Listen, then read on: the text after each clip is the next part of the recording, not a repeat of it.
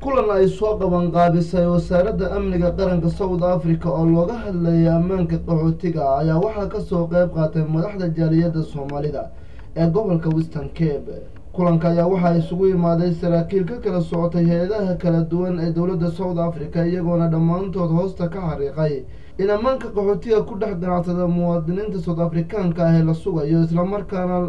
la kordhin doono ka hortagga burcadda dhaca u geysata. shirka ayaa waxaa ugu dambeyntii ka hadlay wasiirka amniga qaranka Koonfur Afrika asigoona bulshada u sheegay inay muhiim tahay in isku meel looga soo jeesto dadka ku howlan faladambiyada ka dhanka ah ummadda ku nool gudaha waddankani Koonfur Afrika. After all is said and done, having listened to each and every one of you, haddii aynu sameyno wadajir iyo wacyigelin bulshada nagu dhex nool iyo inagu ammaankeena waan sugi karnaa, balse waxaan u baahannahay in aan gacmaha isqabsano. ugu dambeyntii ayaa Soomaalida ka soo qayb qaadatay kulanka waxa ay wasiirka u gudbiyeen warqad oo ay ku muujinayeen cabashooyinkooda kaga aadan wasaaradda nabad sugidda ee dalkani Koonfur Afrika, waxaana ay ka warsugayaan wasiirka jawaabta uu ka bixin doono cabashooyinka ay u gudbiyeen maalmaha nagu soo aadan.